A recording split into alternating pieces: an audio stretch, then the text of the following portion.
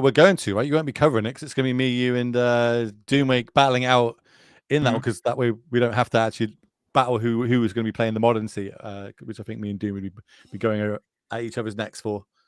Yeah, well, it's one of those situations where that's the beauty of the team sealed. And, I personally can't wait to see us open 12 rare lands when we do our sealed pool.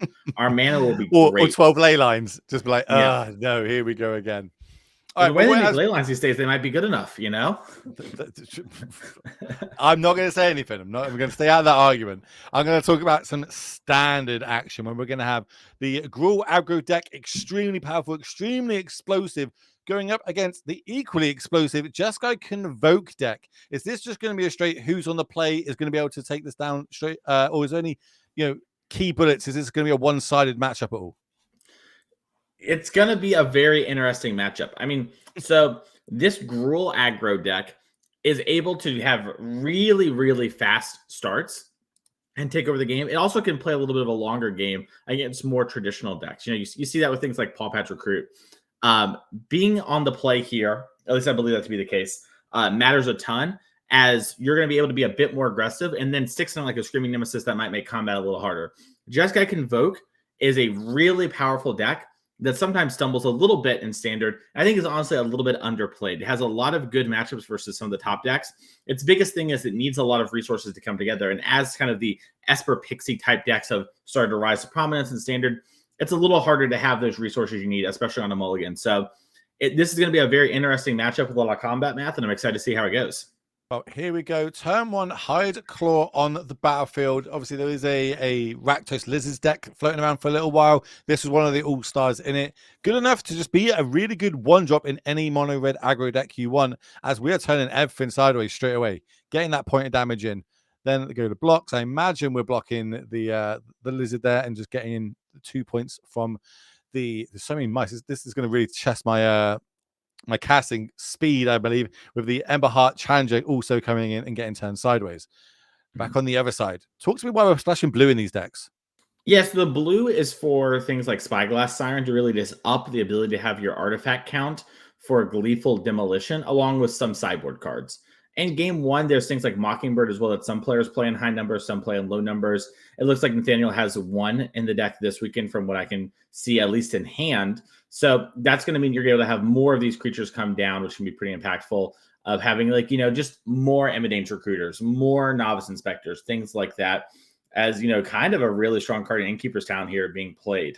I say this card is extremely good in this deck. Being able to trigger a lot of our creatures with is it Valiant? Valiant is the mechanic I'm thinking of. Valiant. So we get to target it, one of our creatures every turn of this, put a counter on it, get the trigger as well, gain that incremental value. But in this instance, we're going to put it on the Hide Claw, turn it into a 2/3. So there's no good blocks on the other side of the battlefield. And I think end of turn, we're going to see a recruiter come down and or no, a reinforcement, sorry, and potentially come up our board a little bit more, moving into our turn number 3. Yeah, and you're seeing just this way, both creatures can't be blocked. You push a little bit more damage, and also diversifies, right? Things like Case of the Gateway Express and the Torch the Towers are played in these decks to varying numbers, and that means by having some of our creatures big in other spots, we might be able to survive a kill spell and keep the pressure up here. So I really like this way to kind of diversify what's going on. This looks like what we're going to do. Starting off with the Case of the Gateway Express. This is going to do, each creature is going to do 1 point of damage. Which creature are we going to target? Remember, there is 1 mana up. And yeah, go on. I was going to say there's no real way to get out of it, because the Burst Lightning gives prowess to the challenger, and then you just Burst Lightning one of the creatures and it only deals 3. Now we have a Torch the Tower in hand. That's going to help do the last point of damage. But, forcing the hand here of Nathaniel. Well, so it's got to take a point of damage for the trouble. These pain lands are not free. We don't have access to things that we see in Modern and Legacy with fetches, jewels, etc. So the mana base is going to be slightly worse as we move forward in these. But at the end of the day, we are going to see that challenger get to the exile zone because of that Torch of the Tower. But that's going to take our whole turn up. Yeah, I really want to also shout Nathaniel here for the way we sequenced the turn.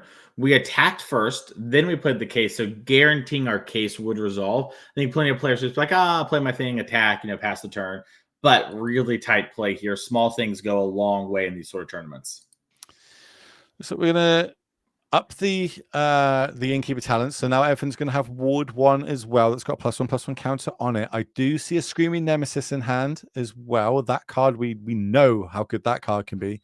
I actually think this was a pack 1 pick 1 draft for me in Vegas at the end of last year. But I did it for the value. I didn't do it because I thought it was good. I was like, this card seems like it could be good. I'll take this. And that is now a 4/4 getting turned sideways and connecting straight away.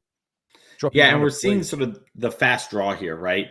Down to 3 for Nathaniel, and has to somehow still win the game while not dying, while being able to, every time you block the nemesis, you still take damage, right? So it's just a really tough. Yeah, we're just seeing the cards get picked up. I was looking if we had actually had any ways in the deck to do that, and we did not. So let's move across to modern. Let's have a little look what's going on over there while these players start going to the sideboard and shuffling up, where we are going to have the Boros energy deck versus the Azorius mid-range deck. Are you think just a lot of people are picking up this Azorius deck because it's the hot spice, or is it just really good in the meta right now? I think the Orzhov deck has a few things going on for it. First, I think it is very cool, which I think often players underrate, but people will just play a deck because it's cool, right? And I think there's a lot of coolness going on here. It's important to remember that, when Theo first won the challenge with this deck, hard to believe just 4 weeks ago now, Theo tweeted, "Don't play this deck. I don't think it's good." A lot of players said, "Bet," played it, and has been doing really well since then. So, there's been some innovation. The deck's changed for sure. But I think there is just something good going on with this deck. And it's really impressed me. And I think the way to look at this deck, once again, is this is like the controlling deck. This is the solitude role of the format. We don't really have a solitude deck, and we've seen that it's so good against creature decks. And this is a great solitude deck here.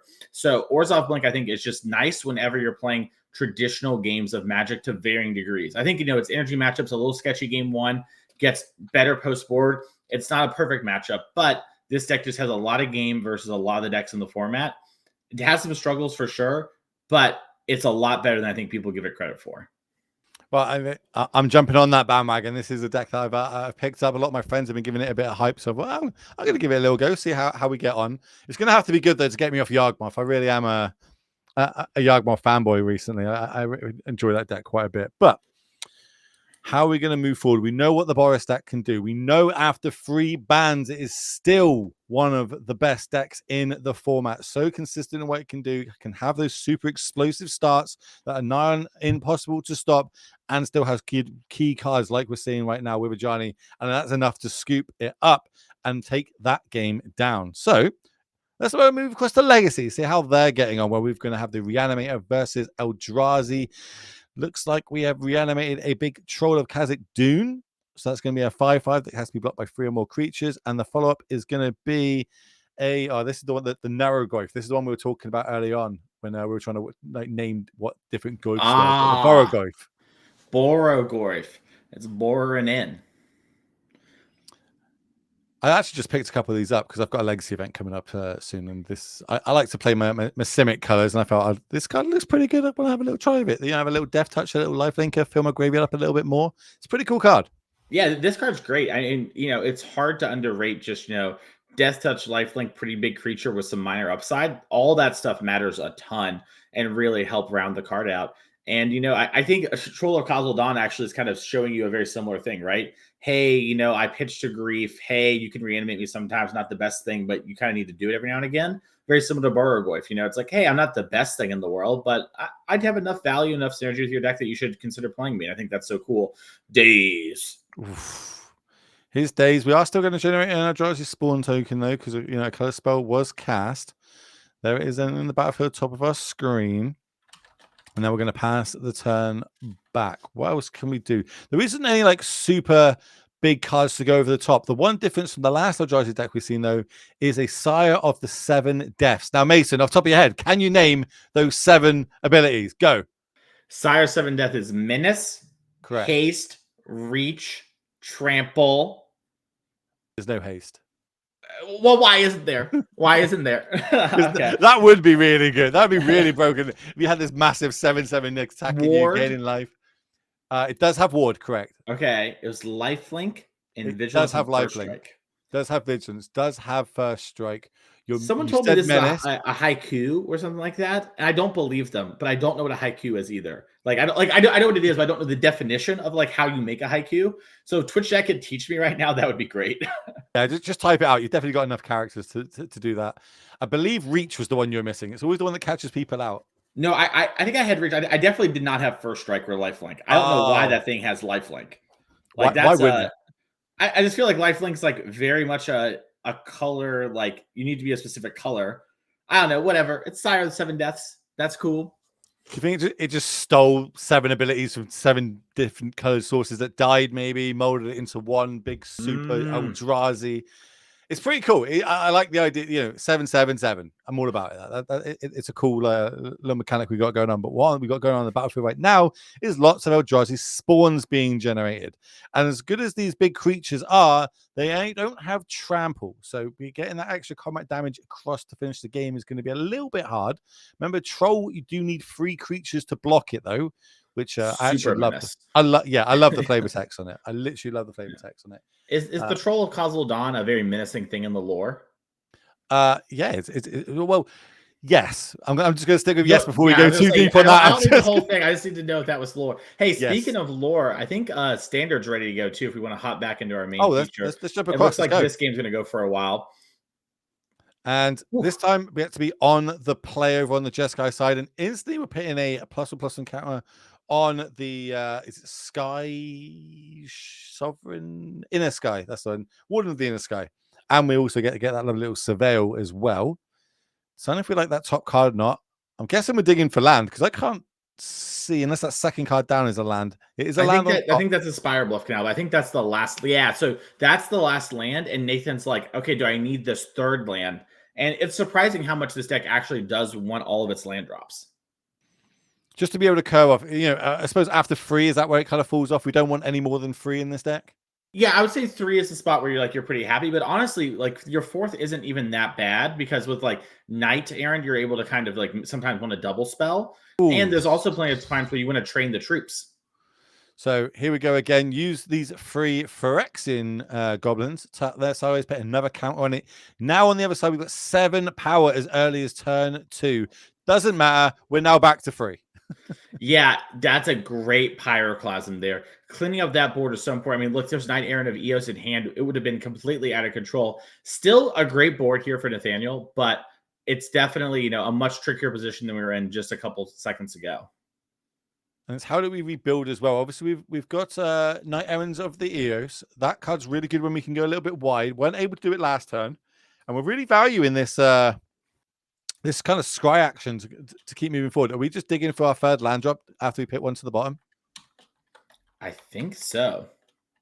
Pass the opponent back, find another land off the top. Got Screaming Nemesis pulled to the front, and that's the card. And it just enters tapped. I love it when people do that. We just fetch land straight to the graveyard. Creature in play instantly tapped. We know what we're doing with it, and we're connecting 3 damage to the face. And weirdly, that's the first damage of this match, even though Nathaniel's been putting creature upon creature on the battlefield turn after turn. Passing it back to him. Currently got 2 creatures, now 3 creatures, another treasure. One clue is going to end the battlefield. And now we're going to enter another creature. That's another Sky Warden, I believe. Mm-hmm. 1, 2 treasure tokens plus the Spyglass. That's another Scry. Don't like that, but that is the 4th counter now. So now it's got 4 counters on it. It will have flying and vigilance, so we can start connecting with that as well as it being a great blocker. A great blocker for non-screaming nemesis creatures. It's the old Boris Reckoner effect, right? Like back in the day, I've lost to this card quite a few times in standard where people have just, they're doing damage to their own Screaming Nemesis to finish me off. Things like Witchstalker Frenzy, just bam, connected, 5 damage to it, and I'm just like, oh no, that's me not gaining life. That's me taking a big chunk of damage, and of course losing the game in classic Wilhul fashion. Hard to believe this is like some of the first points of damage we're really getting in here. But we're going big. We're definitely digging for something though. We have hit every card to the bottom after every scry, and over on the other side, we are just drawing lands upon lands upon lands. It might be we're looking for something like Sheltered by Ghosts, a great way to clean up the battlefield and also get lifelink so that it's pretty hard to die. Yeah, tell me what Sheltered by Ghosts does, because I Sheltered by Ghost is the enchantment that you exile a creature, and then the creature that you've enchanted gets +1/+0 lifelink in Ward 2. this is a card that we see some of the Convoke decks play as a way to kind of, battle it out here. I haven't taken a look at Nathaniel's deck list, but typically these decks play 1 or 2 somewhere in the 75. It looks like Nathaniel actually disregarding that card this weekend. So pardon me there. It's kind of leaning on the normal decks, but we're sort of taking a different approach here. But I like that, bringing it down, you can keep your tempo advantage. You're still getting damage in. Ward 2 is actually really, quite a lot against, low to the ground aggro decks, especially if you can get it down turn 2. Potentially your opponent needs to have a 1-mana answer plus the extra 2 for Ward. So I do like that, and maybe that's the way moving forward for these decks. But at the minute, we're doing that math phase. What is best for me to do? Is it best for me to tap these creatures, get the combat in first? Do I put more counters on things? Do I keep going through my deck? Because we definitely have a Knight Errant in hand here for Nathaniel. Yeah, it's interesting. With this case of the Gateway Express, we can clean up one of the mice. I imagine it's probably the double strike giving mice and Manifold. But I could also see a world where maybe you want to just get rid of the Challenger to stop any sort of extra digging that could be going on. Get in. Yeah, a little attack for 8 there. Now here comes potentially. He's like, my nemesis. No. You can get the Manifold mouse off the battlefield, and we're gonna crack the clue. Have a little look at our top card. It is a spell, so we get a +1/+1 counter, and it is a good spell at that. If you want to go up a battlefield, Gleeful Demolition is a good one to do. I think there's another artifact just underneath the score there at the bottom of our screen. Yeah, I think so as well. I think it might be the clue that we made on the Novice Inspector. More land, more Screaming Nemesis. Equally as scary. 2 cards left in hand, and I think they're 2 pump spells. So at 10 life, 2 blockers. Everything's got, I think, because did we manage to solve the case that turn? We did, yeah. We attacked with 3 creatures. Yep. So now everything's got Anthem effects of +1/+0, and yeah, we're turning everything sideways. Yeah, it's funny. The Anthem actually, makes it so we can block one of these Nemesises, but if we do it, it could still do 3 damage to us, which is a pretty funny situation to be in. It might also help take down a ward in the inner sky. Yeah, I think Nathaniel's thinking, wait, should I even block here because I might lose my warden if I do? Double blocking the mouse is a nice way to play around some tricks here. What's the card behind the Monstrous Rage in hand? That's an Emberheart Challenger. I'm sorry, the Fireheart Hero, the 1-drop. Okay. So yeah, we can't double spell to win the game this turn. No damage to one of our Screaming Nemesis, etc.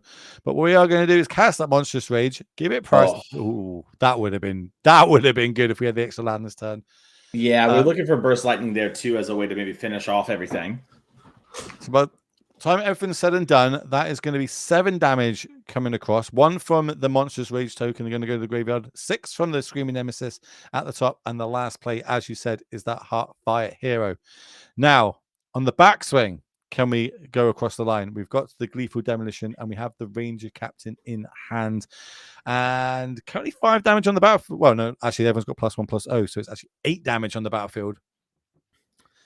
Have we done enough? Are we going to see the Gruul aggro deck take this down? Yeah, it's looking really close. So it's interesting, right? We're in top deck mode here for Gruul, and that means that, you're seeing Nathaniel kind of like flick it. Like, I don't know. Like, I'm trying to think of what can actually win. But we don't have lethal with our attack. Now, we could make an attack and then Gleeful Demolition. We think there's a clue off screen. We're not 100% sure. If there is a clue, you can make 3 1/1s. Those can block the Nemesis, and you'll be at 2 after the triggers, assuming there's nothing else going on. And then 1 from the Emberheart Hero just, attacking. So you can get in a little bit of damage here, but it's going to be hard to actually go the distance. And I'm not really sure what Knight Errant can hit that's actually lethal, because to play it, you need to get rid of a lot of your... Oh, sorry. Yeah, it's actually the case makes it so all the 1/1s are 2/1s, so you can't actually block the Nemesis. Case really coming back to hurt us here. It's actually sort of making us lose the game in a lot of ways. Just the absolute opposite effect of what you want. Yeah, that Pyroclasm is going to go to the graveyard. So they're just going through the... you've got to play the outs, especially when you're there with your oppos as well, with 2 of your friends. You don't want to let them down. You're going to do everything possible to do it. We're going to put our cards on the table face up and be like, right, this is what I got. Hands on head, how can I survive a turn? How can I try and turn this into a W in the face of 2 Screaming Nemesis and that hero, which all just do damage to the face if we are able to block or get them off the battlefield? Real hard situation, and I don't think there's an answer. Yeah, I think we might be on E here, as it were. I don't. Can we talk about something different for a second? What did you call Nathaniel's friends? Oppos? Is that a? Oppo, it's a military thing. Yeah. So like, Oh, it's a military now thing. yeah, I don't care about that. I was uh, curious if it was a British thing. All right. It brutal. looks like we were trying to draw maybe a torch. The tower. It was like it looked maybe Oh, exactly lethal. I'm not exactly sure. Nathaniel played it like that kind of was the top deck, but congratulations there. We have to see if the rest of the team can tighten it up. well, we're going to go across to modern then while we wait to see how it folds out for the rest of the 3 matchups. It looks like we've got a Orcish Bowmaster getting ephemerate, some fatal push shenanigans going on, and by the time it's all said and done, we're going to just keep pinging things to this Orcish Bowmaster, getting more Orca mass going on.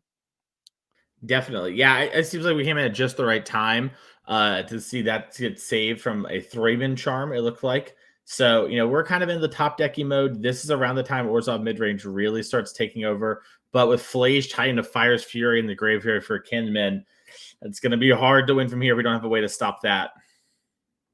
I was saying to you in the break that I'm really happy in Modern at the minute because in 2025 Modern, I've seen in feature matches Timoglyphs, Bobs, Aether Vials, Flicker Wisps. What was the other one I said?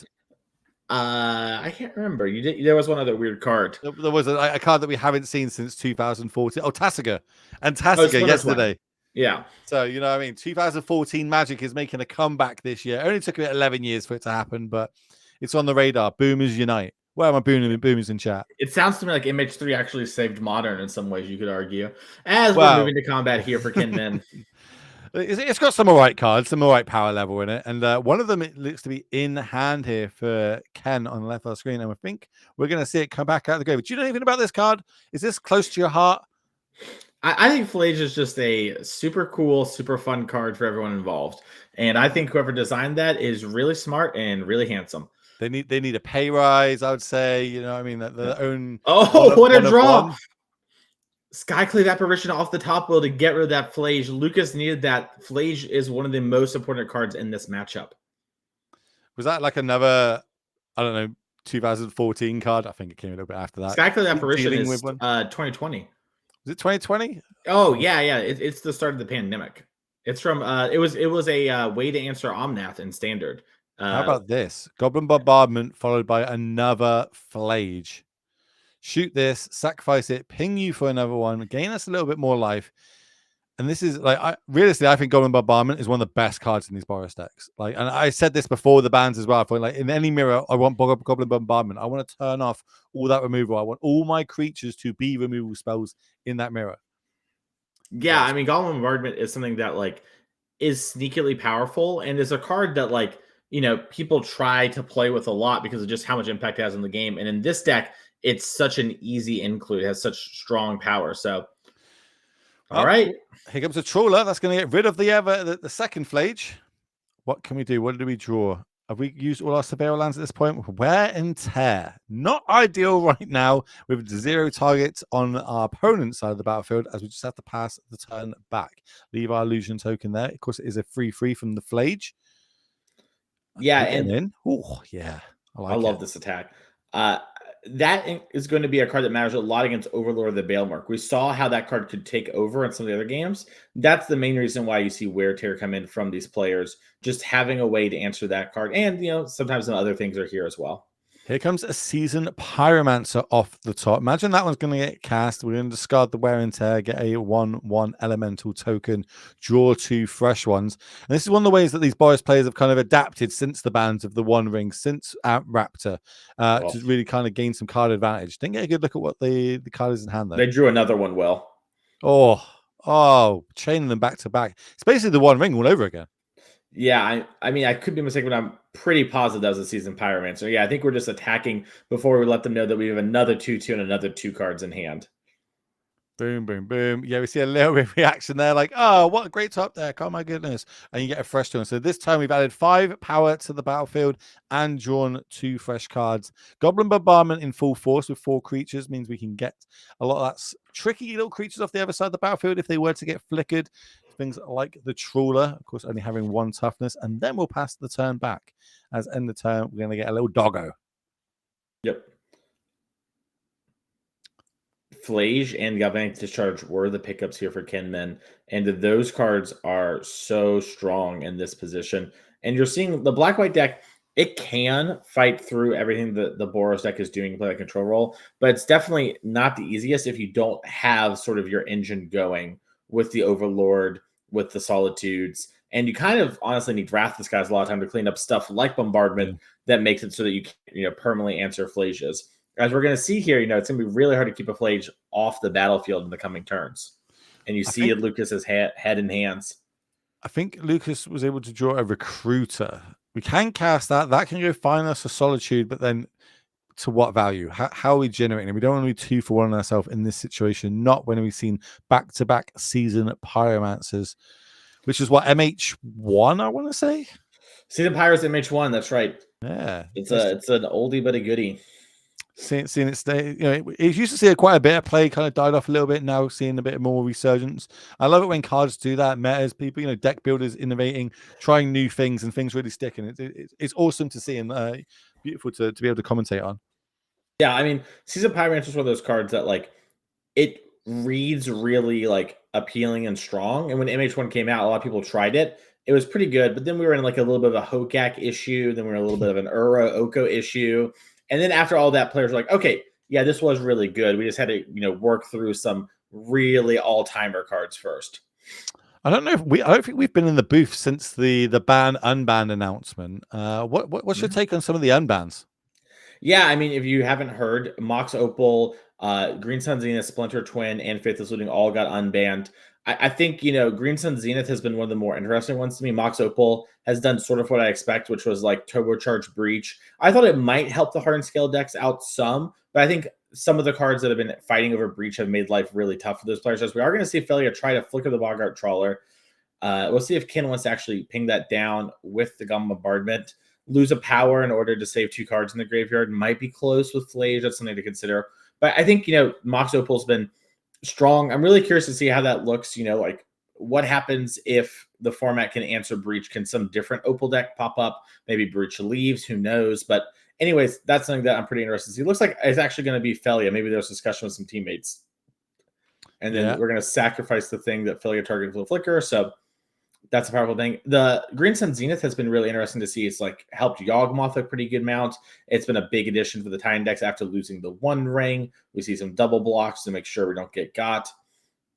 No mutagenic growths here. So Splinter Twin. Obviously, it's going to be interesting to see how this pans out through the next couple of RCs. The high level, it is a modern season. Splinter Twin did not perform well in the European RC. I think there's 1 player registered it in the actual event, and they went. I believe it was 1-7. That sounds about right. I mean, here's the big thing about Splinter Twin, in my opinion. Nice, just got to make him double promo. Here's the big thing. Its strength in the past was and we're seeing a win here. That's gonna be a congratulations. The match is over. I believe maybe Brickman won the game, but that's gonna do it. The players are gonna pick up their stuff. Congratulations to Brickman's team here for winning it. They actually won one of our past team events last year and made it to champs, and they're on their way to doing it again today at 2-0. But to talk about Splinter Twin, what was the real strength of Splinter Twin back in the day, right? It was I am a control deck with a combo finish. That is really powerful. That is something that is hard for decks to beat. And my removal was really good, right? Back then, Bolt was the best removal spell. Snap, Bolt. Oh my God, how are you going to beat it? Right? Nowadays, you have all those same cards, you have some upgrades. The threats are a lot different. They have some higher toughness on average. They don't line up as cleanly. And it really, all those factors are, I think, trumped by the fact that Breach is the exact same thing, but better.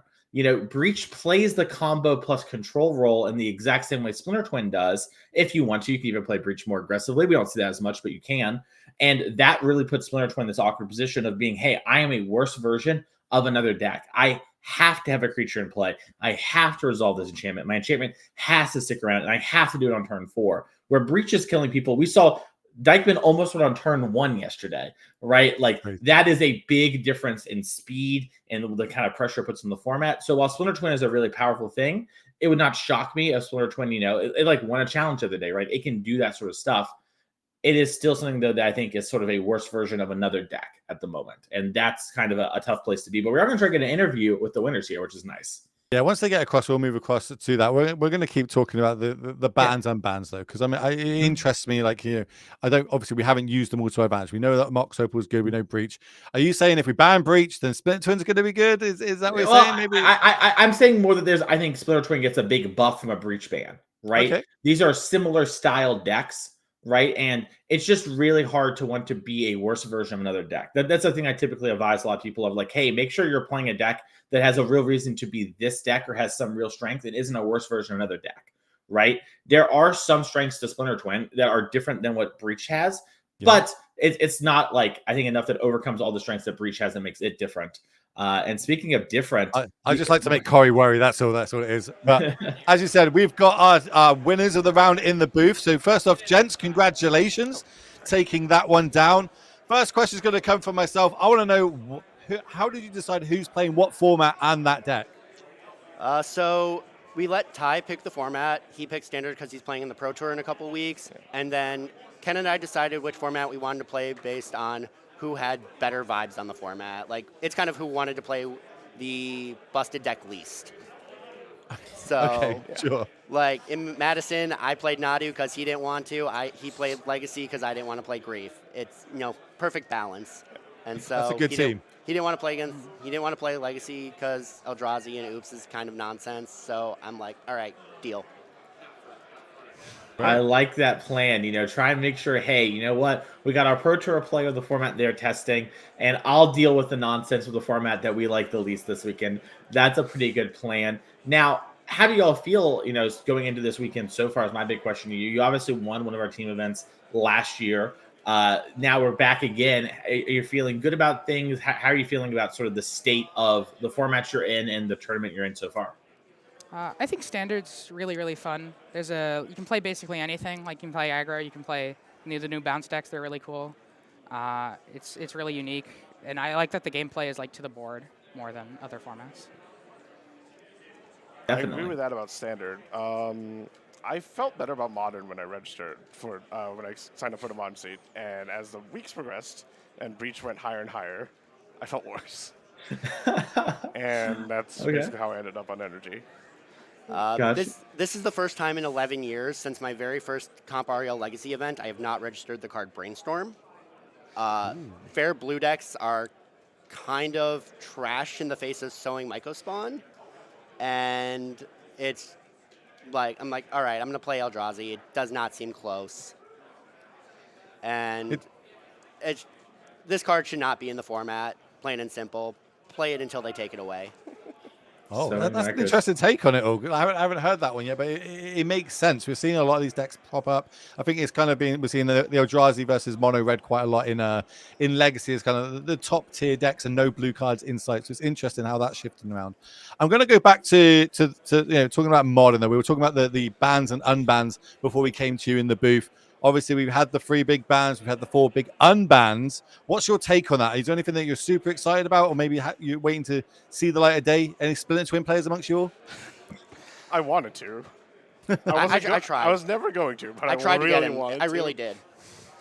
Just for the memes? Yeah, but not a team tournament. Maybe yesterday, but not. I don't want to be responsible for playing Twin and then actions were implied would be taken if we were allowed to register. One of us was allowed to register Splinter Twin. Yeah.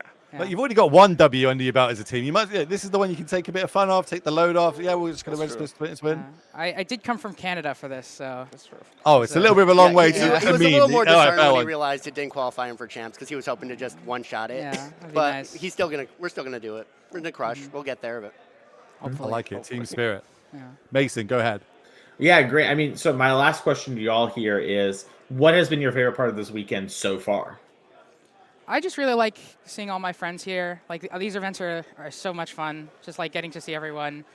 Like, even when I'm not playing in the main event, like we fired a draft last night. That was really fun after the main event. And it's the stuff like that. It's like it's the community. Yeah, the vibes are great, and especially good for you since you get to come down here hanging with everyone again. Because It's all about the gathering. yeah, Like the last guy. night, dinner, like 12 people, no problem. Good vibes all around. Yeah. That's exactly it, right? People coming together, they've got the passion for it, got it. You've seen your mates, you hang out with them, you've been battling out against them sometimes. This time you get to pair with them and hopefully take it down and get another dub under your belt. So on that, we're going to wish you good luck moving forward. We're going to let you get off, maybe get some rehydration going on, and potentially we'll see you in some of the future rounds. So congratulations yet again. All right, thank you guys. Thank you. We're going to move back to the booth with me and Mason. That is going to be the end of the round, though. We're going to just have a step away, have a short break. And once we do that, we'll be coming back for round number 3 of our Team Trios action.